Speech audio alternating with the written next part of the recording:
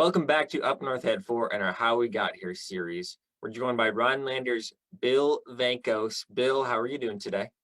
Doing well, thank you. When you told me about Wisconsin beer bars, I was blown away. I had never heard this concept before. So tell us about Wisconsin beer bars and the ones in Rhinelander. Okay, very good. Yes, oftentimes you can divide people into two groups. For instance, your group would be viewers or potential viewers, right? I mean, we can always do that. So in the olden days, there were two groups of people. There were the beer bars with a 18-year-old minimum drinking age, and then there was the traditional taverns with a 21-year-old drinking age. So there were those two unique things. And so as for your viewers, older viewers, this may bring back some memories of when they started their social lives out at these beer bars. And then for younger people like yourself, this is totally unique concept. So it kind of evolved, and we'll get into that. So it really started with the end of Prohibition in 1933. So prior to 1920 in Prohibition, there was one liquor license, and that covered beer and hard liquor and everything like that. So when it came time to end the Prohibition, for some reason, I'm not sure why, they created 6 months before they actually ended the full Prohibition, they allowed the sale of 3.2% beer called 3.2 beer, a weak beer. So for 6 months that was sold, and then 6 months later the repeal of the entire thing happened. So when that 33, 34 legislature got together in Wisconsin, they created what you want to call the intoxicating liquor law, but they didn't address the fermented malt beverage part of it. So the old standing 3.2 beer was allowed to go to traditional beer, which is, I think, 4 to 7%, something like that. So that was allowed to stay with that 18-year-old age. And then the traditional intoxicating liquor law had that minimum age of 21. So that's when it kind of started. So now we have these beer bars, and there were really two groups in the beer bars. There were resorts that wanted to have a little bar for their guests that were there, but beer bar licenses were much less expensive, and it was much easier just to be able to open up bottles and cans than it was to have to, mix drinks and stuff like that. So a lot of resorts just went to beer bars.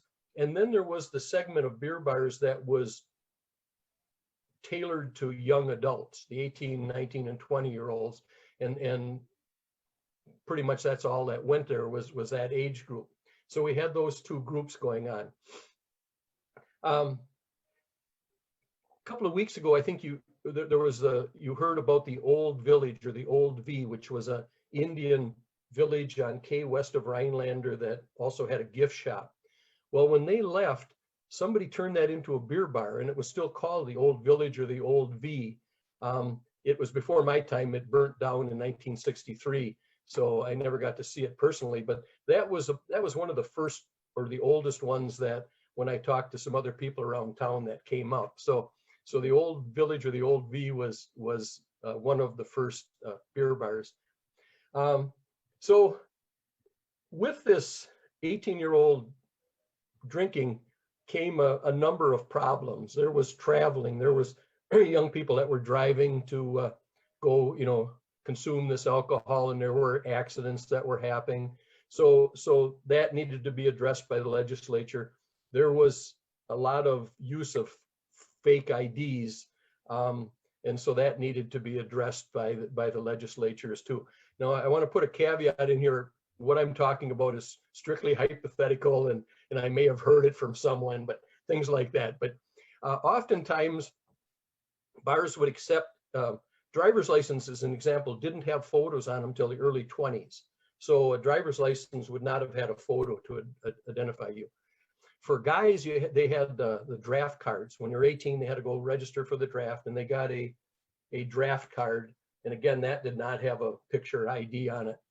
Now, something like that was very handy. Let's use an example. Suppose your older sister's boyfriend was a couple of years older than you, and he might have been 18 and might have had a draft card. Wanting to stay in good graces with the family, he might have been persuaded to loan that out on occasion. so that the younger brother then could go someplace. And you know, back in those old days, everybody knew everybody in these towns. So oftentimes you would travel. So in Rhinelander, perhaps they would travel to Tomahawk as an example. There was a bar called Hoovies there, I'm told. And I'm also told they accepted draft cards. So they may have gone there and done that sort of thing. So again, the legislator had to start addressing this. There were actually 94 proposals of different laws that were put together, and I think 21 of them actually were implemented. And first of all, they had to address the fact that the younger people from the neighboring states were coming over to Wisconsin to drink. So they passed a law that did not allow 18, 19, and 20-year-olds from the bordering states to come in and do it. So that was one way to address that. Then they got into this fact of that they needed a better identification process. So they came up with a requirement for a photo ID, and that would have a picture on it. So they first did that, and then a couple of years later, they came up with one that said that had to be laminated. Again, I'm told that people could cut the bottom and slip a different picture in there, and you know, just all of those things. You hear stories like that, right? And then a couple of years after that, they heightened the demand for the lamination, and it had to be I can't remember what the term was, but it was a more substantial lamination that was required on it. So they kept trying to tighten this stuff up, and of course, young people were figuring out ways to enter on the system every time as well too. So, and then they decided, in their infinite wisdom, to allow municipalities to have the authority to raise their limits to 21 if they wanted to. So now we've got a real patchwork. We've got, and by 1967, 60% of the municipalities had raised the age limit for everything to 21. So now we've got people still traveling because they're, you know, if you hear that, you know, the community over there will allow it, you know, there's a carload of people and over they head over there. So there was a lot of stuff going on. One of the laws that they proposed they didn't pass it was to change the minimum age to 19, because they thought that would at least get it out of the high school age, you know, because a number of seniors turn 18 their senior year. So they tried all kinds of things like that. It didn't really work very well. You know, for young people, they thought it was working pretty good. I mean, life was good, but the older people still recognize that there were a number of issues, and there were car crashes and things like that for sure. So now this goes on, this dual program of the beer bars, again, some resorts, of course, and then some, you know, identified for younger people. College cities for sure. Stevens Point's a good example.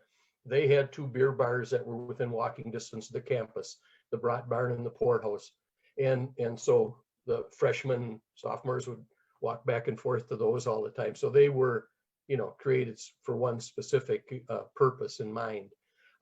So that went on until 1971.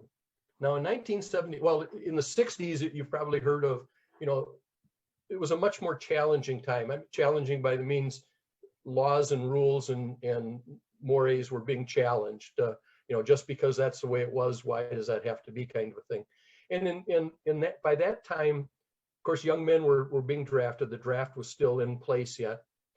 So they could be forced to go in service and be injured or possibly lose their life. So they were considered old enough for that. The legal voting age was lowered to 18 with the 26th Amendment. So now we've got these young people that are saying, wait a minute, you know, we're old enough to vote. We're old enough to give up our life for the country.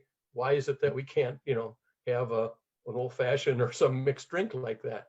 So the law was changed and it was dropped down to 18 for everything. So that really was the demise of the beer bars for young people. Some of the resorts still kept them because, again, it was better suited for them. But the young people's hangouts, it pretty much dried up. They either switched to full beer licenses or just gave up and ran out of business when it's something like that. So that was on in 1971, and so everything was 18 for about 15 years or so. Now we get into the 1980s, And the federal government's getting concerned about the highway deaths and the number of accidents and things that are out there. And so they couldn't just legislate this age on a state basis, but they figured out a way to kind of end run it. And that was to tie the highway funding that they give to each states was tied to a minimum drinking age of 21. So the states still had that option. However, they were relying on that money from the federal government to fix and build highways.